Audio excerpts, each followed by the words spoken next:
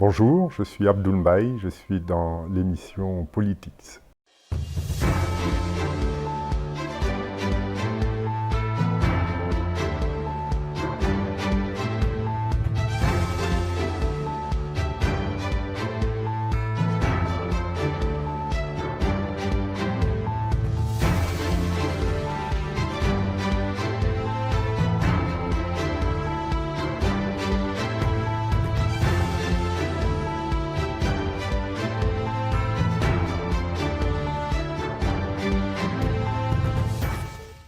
Bonjour à tous, bienvenue dans votre émission Politics, une émission politique qui reçoit régulièrement les hommes et les femmes qui font et défendent le pouvoir en Afrique. Aujourd'hui, nous avons le plaisir de recevoir dans cette édition Abdoul Mbaye, ancien Premier ministre et président de l'Alliance pour la citoyenneté et le travail. Monsieur le ministre, bonjour. Bonjour. Que pensez-vous de l'affaire Sonko-Adji Sarr précisément? Que pensez-vous du verdict? Le leader du PASTEF est acquitté des chefs d'accusation initiales, notamment viol et menace de mort, mais il se retrouve condamné à 2 ans de prison ferme pour corruption à la jeunesse. Que pensez-vous de ce dossier? Bon, d'abord, ce que j'en dirais, c'est que ça n'est pas seulement une affaire judiciaire, c'est manifestement une affaire politico-judiciaire. Et au Sénégal, malheureusement, nous avons l'habitude de ce type d'affaires car elles entrent dans une stratégie mise en œuvre par le président Macky Sall depuis son accession au pouvoir, une stratégie par laquelle il vise à éliminer les opposants politiques qui apparaissent comme significatifs et susceptibles de remettre en cause son pouvoir et surtout ses élections et sa réélection. Ça a commencé par l'affaire Karim Wade. Pourquoi je cite cette affaire? Parce qu'il y avait à l'époque une liste de plusieurs personnalités de l'ancien régime, celui qui avait précédé l'alternance de 2012, donc la sienne, et malheureusement, il n'y a eu qu'un seul justiciable ou considéré comme devant être poursuivi. Donc la justice, ce n'est pas la justice à double vitesse. Et à chaque fois que des personnes poursuivies ou susceptibles de l'être, et même parfois effectivement poursuivies, rejoignaient son camp, les poursuites cessaient. Et il n'y a que Karim Wade, dans sa dignité, qui a donc fait l'objet d'une condamnation. Il y a eu ensuite le cas Khalifa Sall et il y a eu le mien. Il faut dire que j'ai fait également l'objet de poursuites devenues pénales parce qu'il s'agissait d'un procès civil, d'un simple procès de divorce, mais l'objectif était clair, il était celui de mettre fin à la carrière, au moins temporairement, d'un opposant. Et cette stratégie, elle a été définie par le président Macky Sall lui-même, lorsqu'il dit « je vais », ce sont ses propos, « je vais réduire l'opposition à sa plus simple expression ».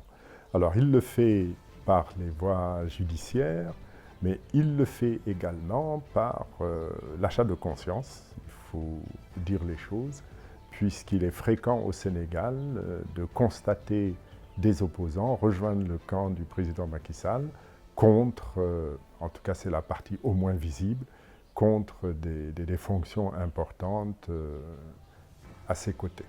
Donc, on ne peut pas nier que cette affaire est également une affaire politico-judiciaire et le bon sens populaire a fini par le comprendre. Vous savez, on répète souvent des actes, on est persuadé d'être dans une intelligence stratégique, mais en face, le peuple, lui, finit par comprendre et finit par se révolter. C'est ce qui est arrivé au Sénégal. Justement, le peuple n'est pas d'accord par cette probable élimination du leader du PASTEF. Que pensez-vous des manifestations qui se sont déroulées depuis mars 2021? Bon, c'est gravissime ce qui se passe, évidemment. Il y a destruction de biens, il y a surtout de nombreuses morts, des vies perdues. du fait principalement et peut-être même uniquement de la répression par les forces de l'ordre, la répression de ces manifestations. Donc on ne peut que se désoler de toute façon de ce qui arrive. Mais encore une fois, où sont les responsabilités? Est-ce que c'est l'appel à la résistance? Est-ce que c'est la descente dans la rue et les destructions? Est-ce que par contre, ce sont les actes posés par le régime en place qu'il faut considérer comme fautifs? Les responsabilités sont sans doute partagées, mais pour ma part, je considère qu'elles sont essentiellement celles du régime en place, obéissant aux instructions du président Macky Sall. Évidemment, j'ai insisté sur la gravité des vies perdues. Ça a pris une dimension excessive en mars 2021, puisque 16 vies ont été perdues. Des enquêtes ont été annoncées, et malheureusement, à ce jour, il n'y a aucune information. On a l'impression que c'est une sorte d'impunité qui s'est construite. On a simplement eu la promesse que cela ne se reproduirait plus. La réponse a été un surarmement des forces de défense et de sécurité. Mais malheureusement, au début de ce mois, le 1er juin, nous nous sommes retrouvés dans des circonstances similaires et avec à la clé entre 19 et 23 morts selon les bilans officiels ou ceux établis par Amnesty International. Que pensez-vous de l'utilisation des boucliers humains, d'une part, et d'autre part, de ces supposés nervis que dénonce l'opposition? C'est totalement inadmissible. Évidemment, on ne peut pas concevoir des forces de police mettant la main sur des manifestants et les mettant en face d'eux pour se protéger de jets de projectiles. Concernant les nervis, on a pu établir, et certains de vos confrères surtout, ont pu établir leur relation étroite avec les forces de police. Là également, il est inadmissible que même des forces de police en civil agissent sans brassard de reconnaissance, sans signe de reconnaissance. Tout cela va dans le sens d'une recherche d'impunité dans la violence répressive. Il faut absolument condamner tout cela de la manière la plus ferme possible. Et on peut comprendre que nous puissions rechercher au niveau de l'opposition des responsabilités en saisissant ou en tentant de saisir le tribunal pénal international. Justement, dans ce sens, une saisine va être déposée, pensez-vous, de cette future action? Écoutez, il faut s'en féliciter. Je vois que le régime en place accorde beaucoup d'importance à combattre cette saisine, mais je crois qu'elle est essentielle. Ce qui doit véritablement attirer l'attention du monde, parce que le Sénégal ne nous avait pas habitués à de tels comportements, ce qui doit attirer l'attention du monde entier, c'est qu'au Sénégal, il y a eu répression de manifestations. En mars 2021 déjà, il y a eu 16 morts, il y a eu ensuite quelques morts qui s'y sont ajoutés à l'occasion de manifestations sporadiques. Et à ce jour, il n'y a eu aucune suite effective. Et il faut que la justice soit dite, il faut que la justice soit faite. Après mars 2021, un peu plus de 2 ans après, 19 morts de nouveau sont comptabilisés. Et on a évidemment des craintes de constater une absence totale de suite.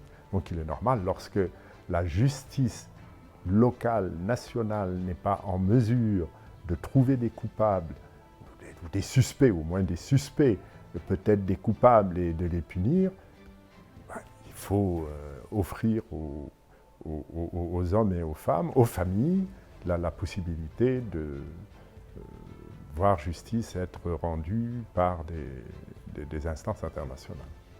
Vous êtes le président du parti politique Alliance pour la citoyenneté et le travail depuis 2016.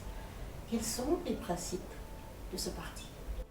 Écoutez, le principe fondamental qui a guidé la création de ce parti, c'est que la citoyenneté doit être remise au cœur de la politique.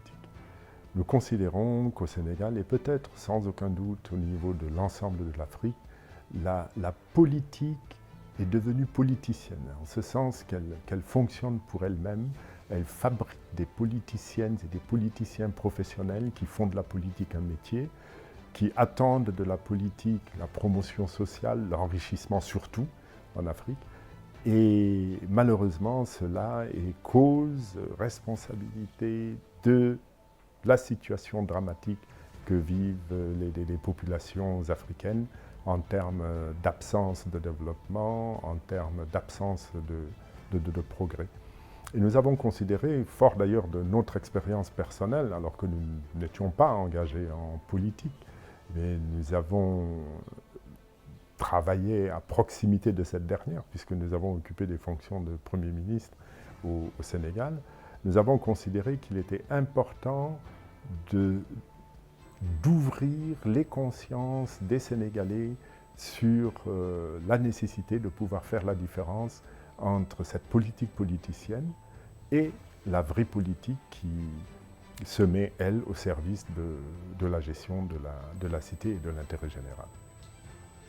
L'Alliance pour la citoyenneté et le travail, votre parti politique, faisait partie du CDR, Congrès de la Renaissance démocratique, en 2002. Quelles ont été vos divergences? Pourquoi vous avez quitté cette coalition? Bon, nos communiqués d'ailleurs font référence à une suspension de notre participation à cette coalition, pour la simple raison que nous avons retenu que la marche vers une élection présidentielle, à la différence d'une préparation d'élection et de participation, d'une élection, des élections locales, territoriales. L'élection présidentielle, elle a la spécificité de reposer sur un candidat présenté et non pas des listes de compromis entre les différentes structures composant une coalition. Et ce n'est pas une coalition qui disparaît, mais c'est une participation suspendue en raison de la nature de la prochaine élection à venir, qui est l'élection présidentielle de février 2024.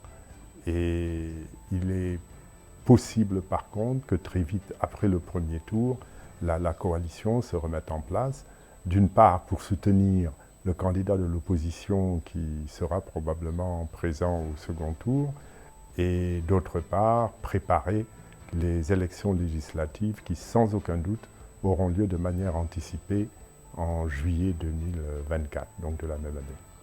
Justement, vous êtes candidat à l'élection présidentielle de février 2024. Pourquoi êtes-vous candidat pour cette élection cruciale? Oui, nous sommes candidats, nous sommes d'ailleurs doublement candidats parce que choisis par des entités indépendantes du parti ACT, Alliance pour la citoyenneté et le travail, mais également retenus par notre propre parti, dans l'attente d'un congrès national qui officialisera cette candidature. Mais nous sommes déjà en pré-campagne, disons, puisque nous accélérons le travail habituel du parti dans la perspective de cette échéance. Donc, il est intéressant d'ailleurs de noter que les structures différentes de l'ACT qui ont décidé de nous choisir l'ont fait sur une sorte d'appel d'offres, entre guillemets, parce elles ont retenu un ensemble de critères pour lesquels il était important d'obtenir des résultats pour le Sénégal par une personne considérée comme digne de foi, digne de parole. C'est un problème au niveau de landerneau politique sénégalais, mais également ayant déjà fait ses preuves en matière de management des hommes et de gouvernance au plus haut niveau de l'administration sénégalaise, Et je suis celui qu'ils ont considéré comme devant passer le premier par ce filtre. Et en mars dernier, elles ont tenu à Dakar une cérémonie par laquelle elles m'ont intronisé. Posez-vous aux Sénégalais par le biais de votre candidature, de votre parti aussi, vos ambitions pour écoutez, elles sont nombreuses, il va être difficile sans aucun doute de les résumer par une seule émission. Mais d'abord l'introduction de l'éthique dans la vie politique sénégalaise. Et ça n'est pas rien, car nous considérons que quelles que soient les propositions qui sont faites, vous demandez des précisions, quel que soit le programme élaboré et proposé aux Sénégalais, il est d'abord important d'avoir une claire conscience et de donner toute son importance au respect de la parole donnée. Car aujourd'hui, le Sénégal vit une période trouble de son histoire et malheureusement, c'est une situation qui est d'abord créée par le non-respect de la parole donnée, puisque jusqu'à la question du troisième mandat qui est aujourd'hui agité et qui est source de tension dans mon pays, nous avions des engagements très fermes venus du candidat en 2011, qui est devenu ensuite président de la République en 2012, des engagements qui ont été confirmés jusqu'en 2019, en mai 2019 très exactement, mais qui ont ensuite été reniés et qui créent aujourd'hui une situation de très très vive tension au Sénégal. Nous attendions un approfondissement de la démocratie promis, on a tout le contraire. Donc d'abord, respect de la parole donnée, et ensuite un programme qui, s'il devait être résumé dans sa quintessence par quelques mots forts, je dirais qu'il s'agit de placer le Sénégalais d'abord, avant tout. Et cela se traduit notamment par la recherche de souveraineté et de priorités fixées en fonction du vécu des Sénégalais, des difficultés des Sénégalais, des souffrances des Sénégalais. Et parmi ces souffrances, nous mettons en priorité, évidemment, l'existence de la faim. Plus de 60 années après l'indépendance, c'est quelque chose de totalement inadmissible. Et lutter contre la faim, en même temps d'ailleurs que pour la souveraineté alimentaire, c'est accorder une priorité absolue au développement de l'agriculture et en particulier aux productions céréalières, aux productions d'aliments. Donc notre programme commence par cela. Ensuite, je vais un peu vite, évidemment nous restons dans une logique consistant à privilégier la création d'emplois, la création de revenus au niveau des couches les plus faibles, puisque le Sénégal reste un pays pauvre, et essentiellement organisé autour d'un secteur informel, autour de très très petites entreprises, autour d'artisans. Et nous considérons que la future industrie sénégalaise, à l'instar d'ailleurs de tous les pays, notamment asiatiques, qui ont pu prétendre à l'émergence et réussir l'émergence économique, doit consister à faire évoluer ces artisans vers la semi-manufacture, puis vers la manufacture avec l'aide de l'État.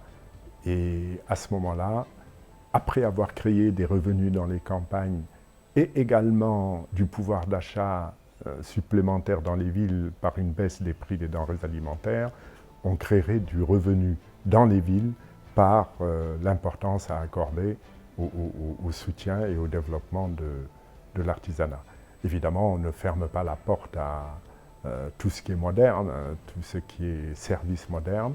Je voudrais peut-être ajouter que la grosse urgence dans notre pays, c'est également la création d'emplois pour une jeunesse totalement désœuvrée, une jeunesse sans espoir. Et il est important à cet égard que, par exemple, en matière de réalisation d'infrastructures, la priorité soit donnée à des grands projets à haute intensité de main-d'œuvre, utiles et nécessaires d'ailleurs à notre nation, plutôt qu'à des grands projets pharaoniques, éléphants blancs parfois, et qui font travailler plutôt les entreprises étrangères que la main-d'œuvre locale en termes d'importation de technologie. On peut à cet égard d'ailleurs donner très rapidement un exemple qui permet de prendre nettement conscience de cette inversion de démarche. C'est dans notre partie, nous appelons ça notre révolution industrielle, c'est celui du rail. Il est impossible de trouver dans le monde une émergence économique construite à partir de l'abandon du rail. Or, au Sénégal, il n'y a plus de rail. Par contre, il y a eu un projet faramineux, le TER, qui a, sur 40 km, qui a coûté près de 1000 milliards, c'est francs CFA évidemment, quand on y ajoute les intérêts intercalaires, mais cette somme aurait suffi à remettre en fonctionnement tout le rail du Sénégal, à faire revivre les gares comme du temps des colonies. Malheureusement, c'est la référence qu'il faut prendre et c'est très triste. Et rien que le travail de remise en état de ce rail aurait reposé sur une main-d'œuvre locale importante, abondante, et une technicité acquise, puisque Thiès a été la capitale du rail et que jusqu'à présent, nous avons dans cette ville des compétences très particulières en matière de travail de cheminot. Vous étiez le tout premier ministre du président Macky Sall. Quels ont été les dossiers phares qui ont marqué votre gouvernance auprès du chef de l'État sénégalais? Oui, écoutez, ce sont des dossiers qui ont été pris en charge comme engagement du président de la République lors au moment où il n'était encore que candidat. Nous revenons d'ailleurs à l'importance à accorder à la parole donnée. Je suis arrivé choisi, je ne m'y attendais pas, mais je connaissais bien son programme, je l'avais soutenu et nous avons défini ensemble avec le gouvernement les priorités en partant du programme qui était le sien et nous nous sommes évertués à le mettre en œuvre. La première des priorités, c'était encore en 2012, la faim.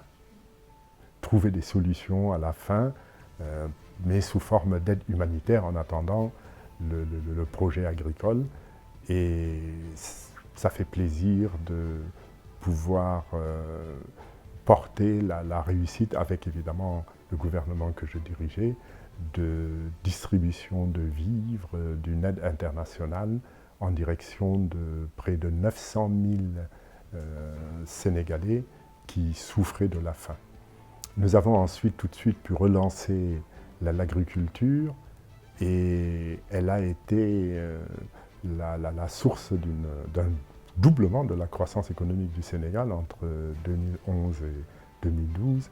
Cela aussi s'est très bien passé par des procédures transparentes et tout le monde en a été très satisfait. Nous avons, parce qu'à l'époque, nous avons retenu que pour une relance rapide de l'économie sénégalaise qui était en souffrance, il fallait jouer sur l'agriculture et sur le tourisme, des activités qui étaient, disons, maîtrisées par les opérateurs concernés et impliqués, et il suffisait de prendre les quelques petites bonnes décisions pour pouvoir faire repartir la machine. Et c'est ainsi que nous avons pu relancer le tourisme sénégalais. Malheureusement, très vite, une décision pas très heureuse a été prise, consistant à instaurer un visa politicien, disons, et cela a pu créer un coup de frein, mais nous étions très très bien partis. Et nous avons également recréé du pouvoir d'achat immédiat en procédant à la baisse du prix des denrées de première nécessité, comme le riz, l'huile très consommée au Sénégal, le sucre également. Nous avons fait un geste d'une importance capitale en direction de la diaspora, puisqu'on a, en introduisant simplement de la concurrence face à Air France, nous avons pu faire baisser les billets d'avion de 30% en faisant recours, en ouvrant le ciel sénégalais à la compagnie Corsair. Donc autant de mesures qui ont été très appréciées. Et évidemment, je ne vais pas oublier les premiers résultats significatifs et très appréciés par les populations qui ont porté sur la lutte contre les inondations. Et bon, il y en a d'autres, et la baisse des prix a pu être organisée. On a baissé de plus de moitié le taux d'inflation en un an, et on l'a même ramené en deçà de 1% un an après. Je pense que le Sénégal était à ce moment-là sur une bonne trajectoire. Vous quittez le gouvernement en 2013, que s'est-il passé? Écoutez, je m'en tiens à l'explication donnée par le président de la République lorsqu'il m'a informé de sa décision. Cette explication était la suivante: je n'étais pas politique, je n'étais pas encarté dans un parti allié à celui du président et non plus au parti le parti du président de la République. Nous allions vers une élection importante selon lui, qui était l'élection des maires et conseillers municipaux et départementaux. Et il m'a dit qu'il avait besoin d'un gouvernement politique. Je dois avouer pour ma part que j'avais quand même eu entre-temps à refuser certains marchés gré à gré. Et une semaine après le dernier refus, nous avons eu cet entretien. Cela ne m'a pas empêché, parce que je me mettais à la disposition de mon pays, je n'étais pas demandeur d'abord. J'étais content de travailler pour mon pays, bien entendu, d'obtenir des résultats également. Mais bon, j'ai considéré que je pouvais continuer à aider mon pays sans être Premier ministre, ce que j'ai fait. J'ai créé avec d'autres un club de réflexion, Travail et Vertu, et nous nous sommes mis à la disposition du président de la République et nous avons commencé à produire pour l'aider dans la définition de ses politiques publiques. Vous avez été remplacé par Mme Mimi Touré. Quels sont vos rapports politiques et que pensez-vous de sa position actuelle face à ses anciens alliés, notamment l'APR? Écoutez, pour ne rien vous cacher, ils n'étaient pas bons du tout, parce que j'étais un intrus quand chef du gouvernement alors qu'elle était ministre. Donc j'étais pas membre de la coalition, j'étais pas membre de l'APR, donc j'étais combattu par certains, ce que je trouvais normal d'ailleurs. Hein. L'important était de travailler. Bon, ensuite, elle m'a effectivement remplacé quand j'ai quitté les fonctions de Premier ministre. Ça n'a pas non plus été très simple quand, 3 ans après, j'ai créé un parti en l'ancrant résolument au sein de l'opposition. Mais le temps apporte toujours sa vérité. Et aujourd'hui, nous sommes ensemble du bon et du meilleur côté, celui de l'opposition, et nous contestons ensemble ce 3e mandat et l'organisation par le président Macky Sall d'élections non inclusives. Nous allons quitter un peu la politique. On dit de vous que vous êtes un banquier chevronné. Écoutez, j'ai été banquier avant d'être politique. Et bon, chevronné peut-être parce que j'ai quelques pièces à mon tableau de chasse, si je puis m'exprimer ainsi, puisque bon, à la base, je suis banquier central et j'ai été mis en mission auprès du gouvernement du Sénégal pour assurer le redressement d'établissements bancaires qui étaient en difficulté. La Banque de l'Habitat du Sénégal d'abord, ensuite, comme ça s'était bien passé, l'ancienne BIAO Sénégal, que j'ai débaptisée et qui est devenue la CBAO, encore CBAO aujourd'hui, même si rachetée par Attijari Wafa Bank. Et après la CBAO, pendant la CBAO d'ailleurs, pendant ma présence à la CBAO, j'ai également supervisé la reprise et le renflouement de la SOGECA, un établissement financier. On a créé le premier établissement financier du Sénégal en matière de capital risque pour aider les start-up, les jeunes qui en voulaient, au niveau non seulement au niveau du Sénégal, mais même hors du Sénégal. Et après tout ça, la Banque sénégalo-tunisienne s'est retrouvée également en situation de devoir être fermée. Et on a fait appel à moi pour la redresser. Ça s'est également bien passé. Donc c'est sans doute pour ça que je traîne cette bonne réputation. Être le fils du feu Kéba Mbaye, c'est quoi pour vous? Écoutez, c'est un honneur. Et par contre, récemment, on me posait la question au cours d'un dîner-débat, est-ce que c'est un désavantage? Non, je crois que c'est un avantage parce que ça me rend prisonnier des valeurs qu'il a défendues. C'est vrai, on les porte par son éducation, mais on tient également à être digne de lui et à perpétuer ce en quoi il croyait, en particulier l'éthique, la vérité, la justice. Et tout cela, d'ailleurs, le travail aussi. Et l'Alliance pour la citoyenneté et le travail a d'ailleurs pour devise travail, éthique, espoir. Travail éthique parce que ces deux valeurs sont indispensables pour créer cet espoir dont la jeunesse africaine a besoin. Mais le travail et l'éthique, c'était les maîtres mots de tous ces engagements. Nous sommes presque à 7 mois de l'élection présidentielle. Quels sont les enjeux? Il est indispensable d'engager le Sénégal dans une nouvelle voie. Il est certain que la dernière alternance, celle de 2012, a été une alternance de déception et de recul. De déception parce que les engagements pris n'ont pas été respectés. Et j'en cite quelques-uns, c'était la patrie avant le parti. On s'est retrouvé enfermé dans un système où seule la politique comptait, où l'opposition ne devait pas exister, où quand vous n'étiez pas membre du parti présidentiel ou de la coalition le soutenant, vous ne pouviez prétendre à rien.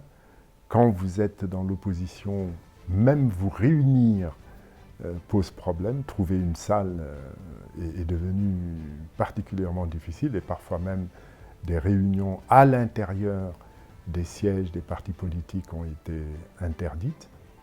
On nous promettait une Assemblée nationale des citoyens. On a rempli l'Assemblée nationale de béni oui au service d'un parti. On nous promettait une reddition des comptes. Des institutions ont même été créées au début de l'alternance pour ensuite être rendues inefficaces. Donc la reddition des comptes n'existait plus, n'a pas existé. Et évidemment, les scandales avec détournement de deniers publics à la clé n'ont jamais cessé. Les entreprises du secteur public ont continué d'être mises au service de la politique et des desiderata du pouvoir, mais dans le sens politicien du terme. Donc un ensemble de déceptions et il faut absolument changer de cap, sinon nous allons à la catastrophe. Car c'est vrai, nous avions commencé cet entretien en évoquant des affaires politico-judiciaires, analysons tout cela comme du recul démocratique, mais je pense que les troubles, les tensions, finalement les pertes en vie humaine ont d'autres causes profondes. Et ces causes profondes sont l'échec économique et social du gouvernement. Car de 2012 à 2013, même si on fait un minimum de place à la crise Covid-2019, aux conséquences de la guerre entre l'Ukraine et la Russie, on est obligé de considérer que la perte de pouvoir d'achat, la baisse du niveau de vie des Sénégalais, elle est réelle, elle est effective et largement justifiée par une malgouvernance. Et malheureusement, on n'a pas vu, notamment après la réélection du président Macky Sall en 2019, une nouvelle option prise pour permettre de changer et d'améliorer les choses. On est resté dans la même dynamique politicienne, accordant la priorité à la distribution d'argent, au détournement, au scandale. Et cela a conduit à une autre, disons, situation prise en compte par les Sénégalais. À la détresse économique s'ajoute un manque d'espoir. On n'a pas de perspective puisque le mode de gouvernance ne change pas. Et quand vous avez, ça il faut le savoir, en tout cas c'est ce que j'ai retenu de l'histoire des peuples et des révolutions et des révoltes, c'est que la faim seule peut peut-être suffire à provoquer de la révolte. La faim, c'est-à-dire le manque et le manque d'espoir, associés à de l'injustice comme étincelles, font exploser les sociétés. Face à la situation actuelle, avant-dernière question, est-ce que la démocratie est menacée au Sénégal? Elle n'est pas menacée, elle est en recul, elle vit de recul importants. Je l'ai dit à plusieurs reprises, je crois, au cours de l'entretien. Lorsque vous refusez l'opposition, lorsque vous avez comme stratégie politique de réduire l'opposition à sa plus simple expression, ce sont les mots du président Macky Sall, vous n'avez pas bien compris ce qu'est une démocratie, vous n'avez pas bien compris l'utilité de la démocratie, et à ce moment-là, vous organisez du recul démocratique. Je disais d'ailleurs il y a peu, au cours d'un débat, que même dans mon rôle d'opposant, quand je rédige des articles, que je suis dans la critique, je conseille également ceux qui sont au pouvoir. Mais nous sommes devenus une démocratie où il faut absolument écraser l'opposant, ne jamais tenir compte de ce qu'il dit, le considérer comme un adversaire à détruire, et cela est particulièrement triste. Dans les faits, il y a eu modification. La force du Sénégal, c'était une sorte de consensus politique et démocratique entre le pouvoir et l'opposition qui avait donné lieu à la rédaction d'un code électoral consensuel en 1992 grâce à l'intelligence du président Abdou Diouf. Et vous citiez tout à l'heure le juge Kebamba, il en avait été le maître d'œuvre. Il en avait supervisé la tenue des diverses réunions des commissions mises en place. Ce code consensuel a donné lieu à des modifications sans concertation par le président Macky Sall. Il a, par exemple, introduit un parrainage citoyen impossible à mettre en œuvre, en conformité avec tel qu'il le définit lui-même, il l'a fait définir dans la Constitution révisée, et tout cela dans le but de pouvoir choisir lui-même les candidats s'opposant à lui, car le procès politico-judiciaire ne suffisait pas toujours. Il y a ajouté le parrainage citoyen, conduisant à faire contrôler par le Conseil constitutionnel plus d'1 million de signatures en moins d'un mois, ce qui est impossible. Mais ce qui permet par contre d'éliminer les candidats qui ne lui conviennent pas et d'organiser des élections sur mesure. Et évidemment, on ne peut pas oublier l'interdiction des manifestations, même pacifiques, et surtout des manifestations annoncées pacifiques, parce qu'elles cessent de devenir pacifiques lorsqu'il n'y a pas de moyen d'exprimer son mécontentement. Et on ne constate pas une juste lecture des changements à apporter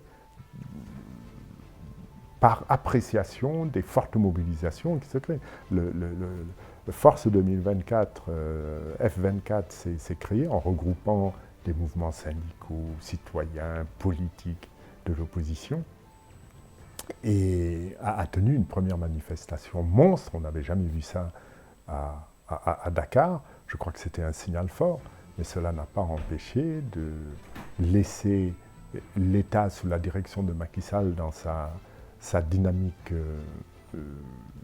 antidémocratique, et c'est ce qui a produit le 1er juin. Donc il faut absolument que l'on rattrape les pertes de terrain enregistrées sur le plan démocratique du fait de la gouvernance de Macky Sall. Nous arrivons à la fin de cet entretien. Avez-vous un message précis à lancer? Le message que je vais lancer, évidemment, s'adresse principalement au président Macky Sall. J'ai suivi, j'ai écouté son intervention hier face à ces militants, et j'ai entendu, disons, sa certitude exprimée. Nous nous maintiendrons au pouvoir. C'est pas ça la démocratie. C'est pas chercher coûte que coûte à se maintenir au pouvoir. La démocratie doit permettre le meilleur choix par les citoyens des dirigeants qui vont assurer la gouvernance du pays. Et lorsqu'on est démocrate, bon démocrate, on ne cherche pas à se maintenir coûte que coûte. Lorsqu'on a échoué, on se retire. Lorsqu'on a on a la chance d'avoir réussi quelque chose et qu'on estime qu'on peut être réélu, on se représente, mais dans le respect de la Constitution. Surtout lorsqu'on a été auteur de modifications expliquées, justifiées, et concernant la principale modification qui est susceptible de mettre en danger la nation sénégalaise, et je crois que c'est le rôle d'un chef d'État de savoir prendre des décisions lorsque des situations aussi graves que celle-là se présentent.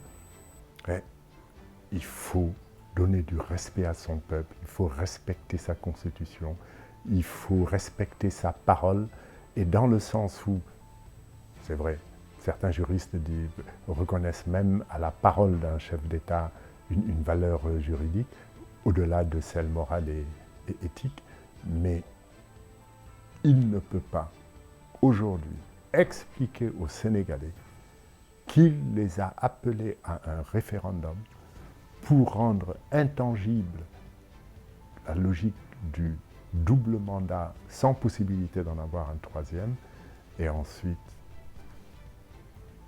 avoir peur, parce que c'est ce que je retiens, de ce qui pourrait arriver demain pour remettre, parce qu'il en a peur, remettre en question de désengagement aussi fort et emporter l'adhésion de la majorité de son peuple. Donc, mes conseils sont pour le président Macky Sall. Il est temps de se ressaisir, il est temps de prendre conscience que même dans ces hésitations, des hésitations qui sont peut-être justifiées par une certaine peur, il met en danger toute une nation, la sienne. Merci beaucoup, Monsieur le Ministre.